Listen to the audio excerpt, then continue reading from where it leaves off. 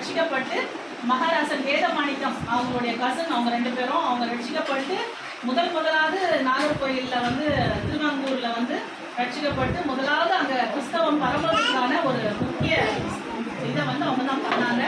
இன்னைக்கும் மயிலாடி ரிங்கல்கோப்பையுடைய ஸ்கூல்ஸ் எல்லாமே தாத்தா ஜான் பால்மருடைய இதில் தான் வந்து கட்டப்பட்டது. ஜான் பால்மர் கிட்டத்தட்ட 40 ஸ்கூல்ஸ் அவர் வந்து மெயின்டைன் பண்ணிட்டு இருந்தாரு. அவர் தான் ஃபர்ஸ்ட் பிரிண்டிங் ப்ரெஸ் நாகர்கோயிலில் ஏற்படுறதுக்கு தாத்தா தான் ஃபர்ஸ்ட். அவர் கிட்டத்தட்ட 100க்கும் மேலே ட்ராக்ஸ் வந்து அச்சிடப்பட்டது. 100க்கும் மேலே, எனக்கு தெரிஞ்சு ஒரு 300 to 400.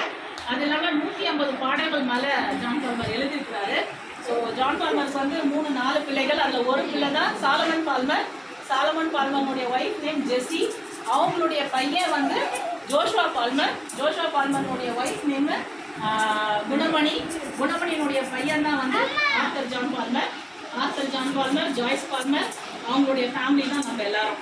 ஸோ ஜாய்ஸ் பால்மரும் வந்து நம்ம இன்னொரு பையன் ஏபல் பால்மர்னுடைய பொண்ணு கிறிஸ்டினா, அவங்களுடைய வழியில் வந்ததான இவங்க தான் வந்து ஜாய்ஸ் பால்மர். ஸோ இவங்க 2 பேரும் அத்தை பசங்க தான்.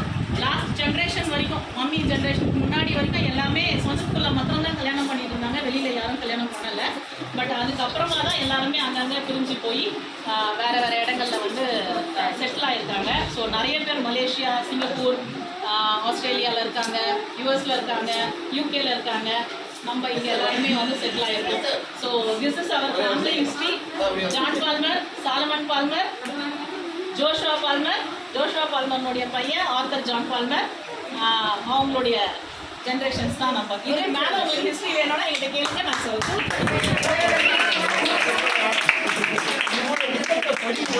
இங்கே வந்து மயிலாடியில் அவருடைய சர்ச் இருக்கு, பெரிய சிஎஸ்சி சர்ச். அதில் தான் தாத்தா வந்து பாஸ்டராக இருந்தார். அதுக்கப்புறமா திருவாங்கூரில் வந்து சிஎஸ்ஐ சர்ச், அங்கே வந்து 18 வருஷம் அவர் வந்து பாஸ்டராக பார்த்துருக்காரு. சார்லஸ் மீட் அப்படின்ற ஒரு மிஷனரி கூட அவர் வந்து ஒர்க் பண்ணிட்டு இருந்தார். 18 இயர்ஸ் அவங்க கூட தான் சேர்ந்து பண்ணாங்க. லண்டன் மிஷன் சொசைட்டியில் வந்து அவங்க முதலாவது சேர்ந்து அவங்க தான் ஊழியம் ஸ்டார்ட் ஆச்சு.